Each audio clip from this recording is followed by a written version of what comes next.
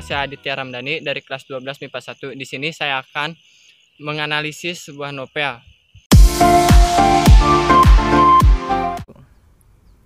Novel yang akan saya analisis judulnya 12 menit, pengarangnya Oka Aurora, penerbitnya Naura Books, tahun terbitnya tahun 2013, tebal bukunya tebal 348 halaman, cetakan pertamanya Mei tahun 2013.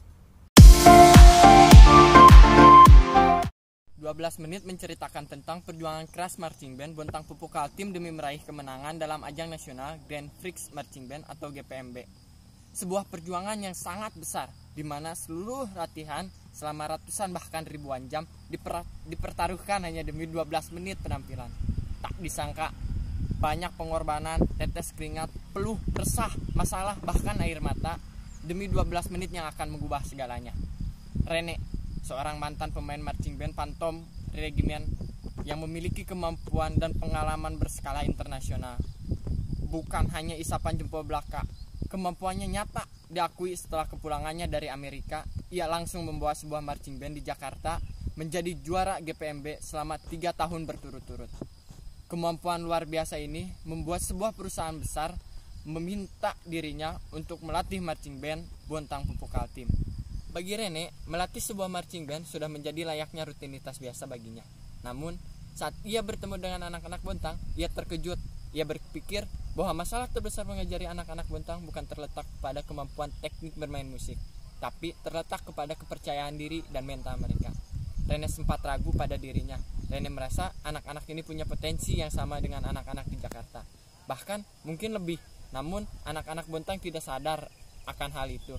Anak-anak itu selalu merasa tidak percaya diri, merasa kecil karena berasal dari kota kecil. Masalah yang dihadapi Rene tidak sampai di situ. Selain memperbaiki teknik bermain marching band dan memberikan motivasi bahwa siapa saja bisa menjadi juara, ia dihadapkan juga pada berbagai masalah, mulai dari kehilangan anggota tim inti sampai masalah pribadi anggotanya yang membuatnya mau tak mau ikut terlibat di dalamnya. Hal ini dilakukannya semata-mata demi membawa mereka menjadi juara. Tara, seorang remaja yang berkerudung yang sangat menyukai musik, terutama bermain drum. Sejak kecil, ia banyak memperoleh prestasi dari kesukaannya itu. Tetapi, semua berubah sejak kecelakaan yang menewaskan ayahnya. Ia trauma. Tara merasa bahwa ia yang menyebabkan kecelakaan tersebut. Akibat kecelakaan itu, kemampuan mendengarnya berkurang. Tinggal sekitar 10-20% saja. Akibat kecelakaan itu pula, ia kehilangan kepercayaan diri, kehilangan kemampuan bermain drumnya. Kepergian ibunya ke luar negeri untuk kuliah juga memberatkan bebannya. Satu-satunya yang diharapkan sebagai tempat bergantung dari mimpi buruknya yang hilang, opa dan omahnya lah yang senantiasa setia menghibur Tara. Ketika bersekolah kembali, ia mengenal marching band Bontang Pupuk Kaltim. Semangatnya kembali, tetapi kenangan masa lalunya masih menghantuinya. Didikan keras Rene sempat membuat Tara goyah. Ia hampir menyerah. Elaine, remaja berdarah Indonesia-Jepang. Ia terlahir dengan keajaiban, cantik, pintar, berprestasi, dan berkemampuan musik yang tinggi. Elaine sangat mencintai musik, dan itu adalah segala-galanya bagi dirinya. Namun, ayahnya tak mendukung bakatnya. Ayahnya, Josuke, menginginkan Elaine menjadi ilmuwan. Josuke berpikir bahwa musik hanya hura-hura. Dilema terjadi saat Elaine terpilih menjadi field commander. Josuke melarang keras Elaine ikut marching band lagi, terlebih saat Elaine membatalkan mengikuti Olimpiade Fisika demi GPMB. Lahang, anak seorang pemuka suku Dayak yang hidup serba kekurangan, tak pernah mengurangi semangatnya dalam latihan marching band. Hal itu terlihat dari gigihnya menempuh perjalanan yang jauh dan penuh bahaya, masuk hutan demi mengikuti latihan 3 kali seminggu di stadion. Karena ia memiliki tujuan melihat Monas sebagai pencapaian mimpinya dan juga sekaligus mimpi almarhum ibunya. Tetapi Lahang ragu ketika ayahnya jatuh sakit. Ia dilema. Di satu sisi, ia tak ingin meninggalkan ayahnya tanpa ada di sisinya. Di lain sisi, ia juga bimbang terhadap janjinya kepada ayahnya untuk terus hidup dan menggapai mimpinya.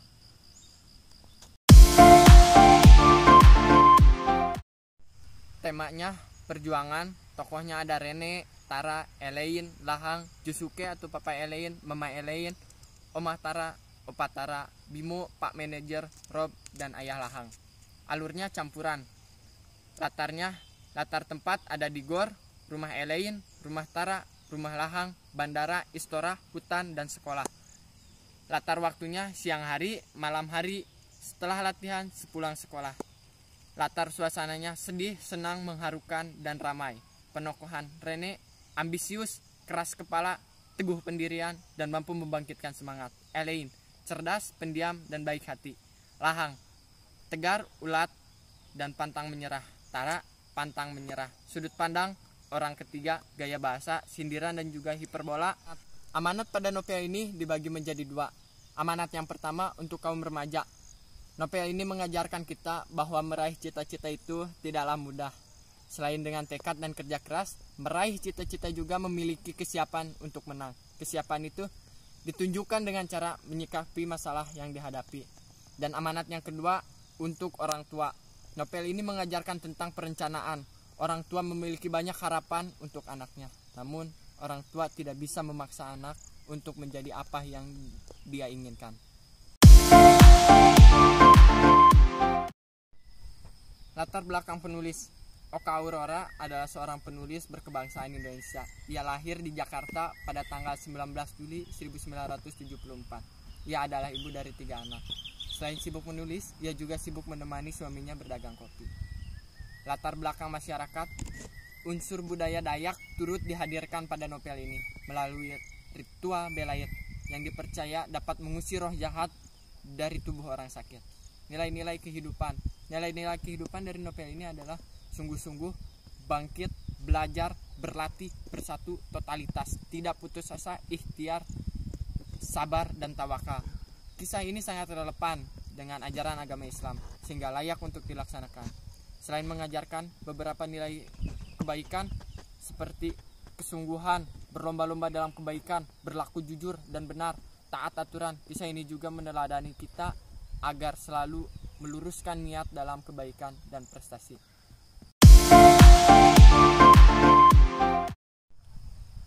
Lebih mengetahui arti sebuah perjuangan. Terkadang kita sebagai manusia perlu sejenak berpikir bahwa memang hidup itu adalah sebuah perjuangan. Perjuangan akan mimpi dan tujuan.